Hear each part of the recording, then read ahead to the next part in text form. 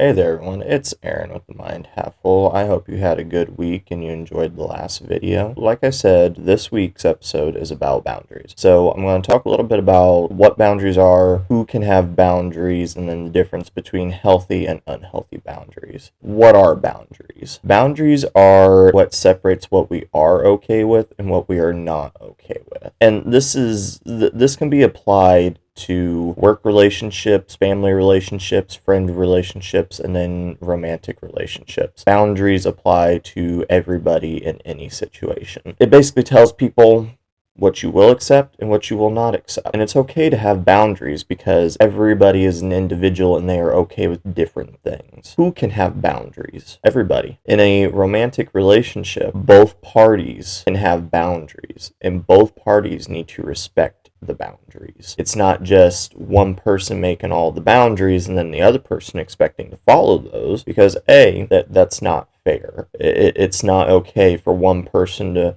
be okay with all of this and then the other person only being okay with this, and then the other person's got to tiptoe that line all the time because someone else isn't okay with this, that, or everything else. And it just feels like one person is dictating everything. Both parties can make the boundaries. Don't just allow one person to make all the boundaries and just go with the flow. Because the rules for thee but not for me, that becomes toxic double standards. Anybody can make boundaries. Everybody should respect boundaries. I'm going to go into this and talk about healthy boundaries. What are healthy boundaries?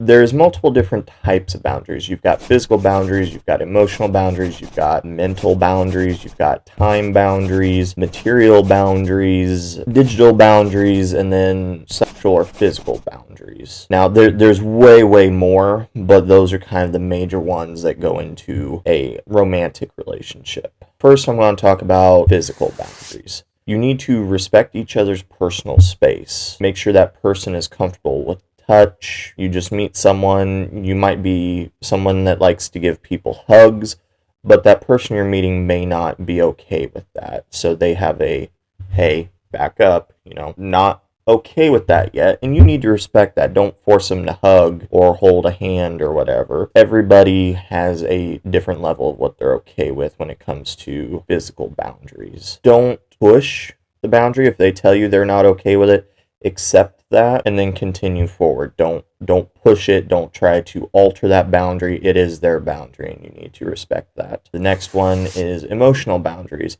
Sharing your feelings and being honest about your feelings while taking responsibility for them and respecting your partner's emotions. Everybody has their own feelings about something. Two people can look at the color blue and one thinks that it's a really pretty color and another one thinks it's a very dull and unexciting color. Person that may find it pretty color gets upset because the other person does not find that color the same way they do. That's okay. That they have a different feeling about it, and that is their right to feel differently about it.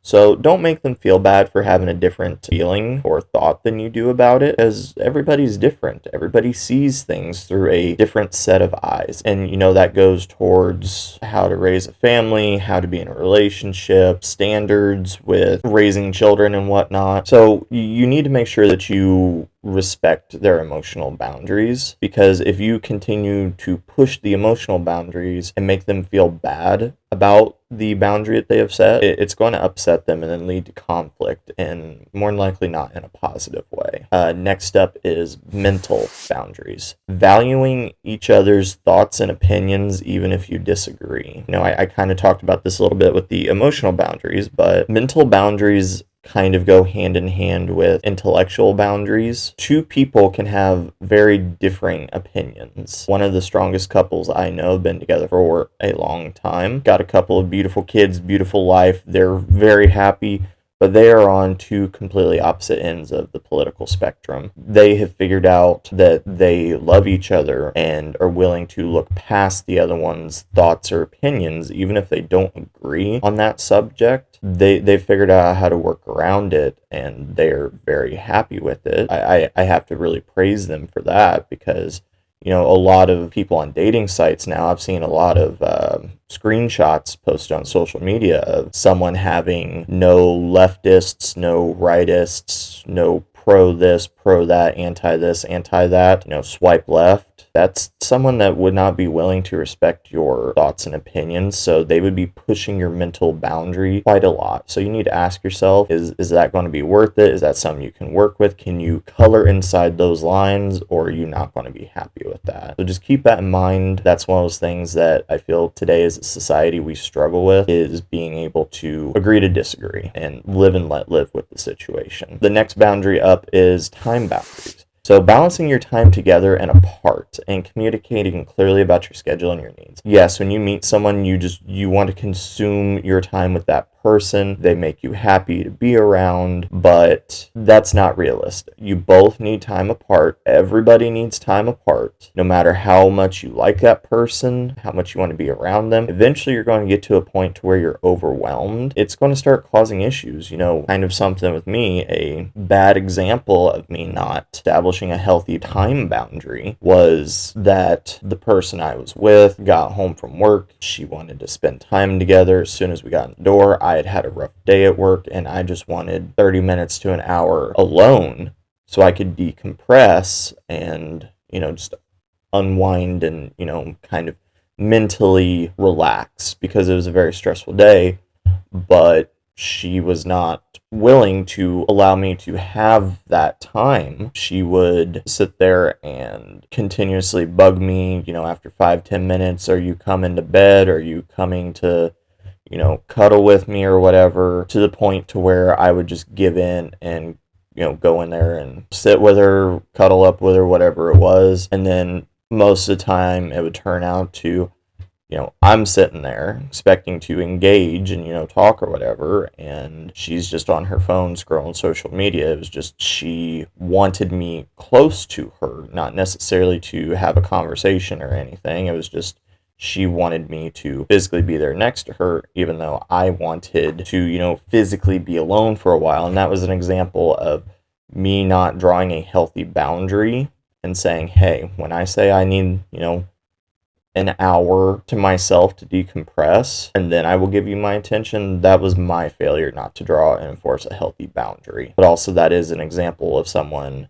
not respecting, because there was a few times where I was like, hey, I need some time, and then that boundary was continuously pushed.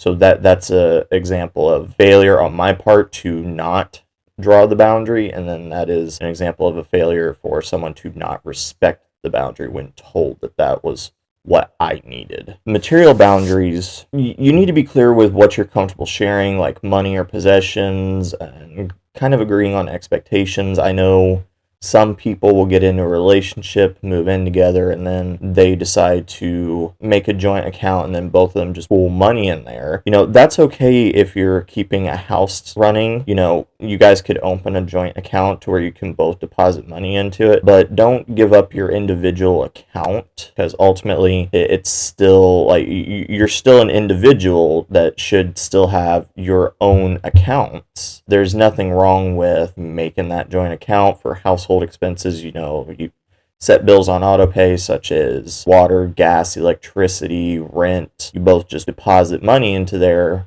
But something you run into with that, and I have had a couple of friends that have had this issue, they come together and make a joint account, get rid of their personal account, and then one or the other gets locked out of the account by the other partner in an unhealthy manner, and it turns into a form of control and manipulation. It's, well, I've got the money, I've got the control, you're going to do what I say. So that is a boundary that needs to be clearly established. I don't mind having a joint account for whatever reason, but I'm still maintaining my account so I can retain a level of independence for myself. Digital boundaries is the big one that I feel affects a lot of relationships, both personal and professional. More so in relationships, but it can affect friends and whatnot. Respecting privacy around phones, accounts, social media, discussing what's okay to share publicly. In today's day and age, everybody has a phone, everybody's got a laptop, a tablet, whatever form of electronic it is. 9 times out of 10, someone's always got one. Personally, I feel if you want to share your phone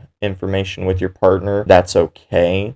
But when you demand it because that's what you need to have to be comfortable in the relationship, I feel like you need to kind of analyze that a little bit. Why do you need that to be comfortable in your relationship? Ultimately, do you not trust your partner at all, even if it's a new partner that you've never had a bad interaction with before? Do you really need to have that much control over their life? Because a lot of people use their phone kind of as their journal nowadays. They've got their thoughts, whether it's text or emails, or their search history while looking how to deal with a problem. There's a lot of private information that people keep on their phones now, to where their phone is essentially their journal in their way. So you need to respect, if someone is not okay with you having access to their phone for whatever reason, okay, that's their reason. You need to respect that. That's a boundary they are setting and saying, no, you don't need to have access to my phone. I understand some of you are going to be like, well, if they're cheating, or if I suspect they're cheating, well, then that needs to be a conversation that you take to them up front and then go from there. But don't go into a relationship and saying, well, I expect access to your phone, your computer, your Facebook. That's just not healthy. That's basically, in my opinion, feeling like you're setting yourself up for failure in a way, because you're basically telling them right off the bat, I don't trust you enough to have some privacy. But also, you need to discuss what's okay to share publicly. Some family members of mine have said that they don't want pictures of their kids posted on social media because of how the world is today. And I fully understand that. I respect that. If someone says they don't want pictures of their children shared, or if they don't want your relationship issues shared, or just private information in general, respect that boundary. Don't push it. It's okay to have that type of boundary. I do feel people pushing that boundary is what leads to a lot of conflict in relationships, and ultimately it causes the downfall of a lot of relationships. And it just strictly comes back to, well, I seen you like this person's post, or they shared a picture and you liked it, or I seen that you viewed someone's profile, or whatever it is. It ends up turning into a bigger thing than what it is, and then it leads to distrust and then conflict. And it's just, early on, talk about it, discuss what's okay, what's not okay, and then move forward. Boundaries can always evolve. They're not set in stone for the rest of eternity. They can evolve as the relationship evolves. Talk about it, find a starting point, and then go from there. So the last healthy boundary I'm going to talk about before switching over into the unhealthy boundaries is physical or sexual boundaries. Talk about consent, comfort levels, desires. Some people are very, let's be physical and all that right off the bat, whereas other people are like, no, I need some time to make sure that I'm comfortable, because that is a deep and important thing to me. So I don't want to just throw this out there. That is a boundary that I feel has been pushed a lot with people, just conversations with friends and whatnot. Make it clear in the beginning where you're okay with that physical line being, and then stick to it. Remember, no means no, and don't push the no. Once you hear no, stop. Don't push it. Leave it be. Trust me, respect that. So now I'm going to switch over into some unhealthy things, or red flags. Emotional.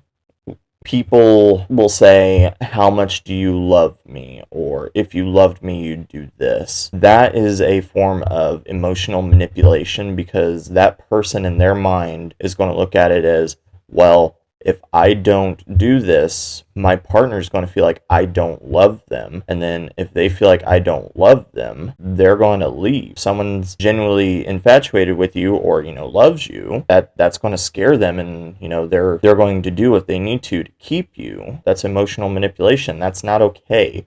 A relationship should not be built on emotional manipulation. I think I talked a little bit about this with mental aspects. Don't dismiss or belittle each other for their beliefs, or try to control how the other person, feels about something or views something, because their views are their views.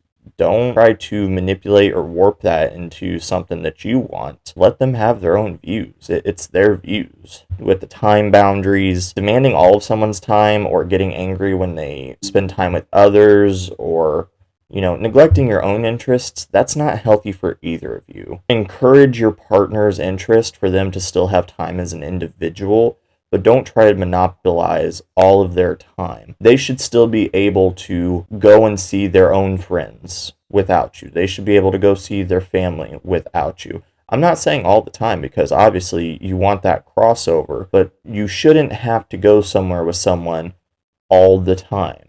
With my thing, working together, living together, spending all of our free time together, there was very little separation. And like I don't remember if I mentioned it before, but just your time at work, that 8 to 12 hours, however long of a shift you work, that does not count as separation. Yes, you're not together, but you're still engaging with people, and you're not getting alone time. People do need a certain amount of alone time, and it's different for every person.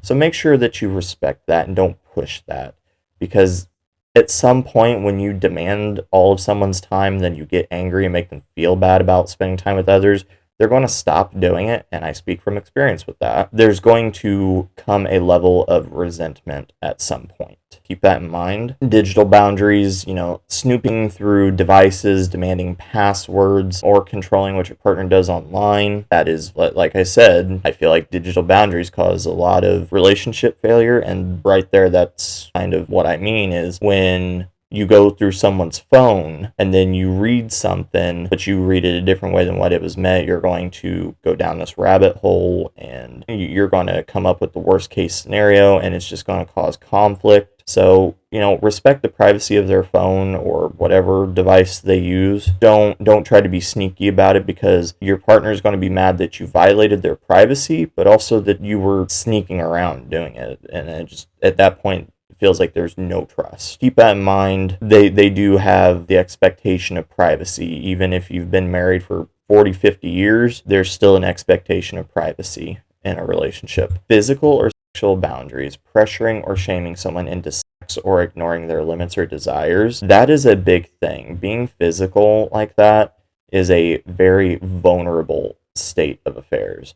So you both need to be comfortable in that. If someone says they're not okay with something, or if they're not okay with being intimate yet, you need to respect that. Don't push it. It will come when it is supposed to. Don't force it. Some people need physical intimacy. That's okay, but other people are not as dependent on it or need it as often, or, pushing that physical boundary is not okay, because you can damage that relationship beyond repair because you pushed that boundary, or you can find yourself in some bigger legal trouble because you pushed a boundary. So be very mindful of that and don't push it. I've kind of covered everything I wanted to. I think in the future, probably next couple weeks, I'm going to do a part 2 on this video. Need to sit here and think about a few things with it to see what direction I can take it. So I think in the future, what I'm going to do is potentially do a live, or just have someone come over and jump on the video with me and we just discuss it. That way you can get another person's point of view on these same topics. So I'm going to go ahead and round this out. Next week's video is going to be double standards. I hope you all have a great 4th of July weekend. Stay safe, enjoy some good food, but don't forget what the 4th of July is about. Stay safe, everyone. Remember, be kind, and what you do next matters. Have a good one.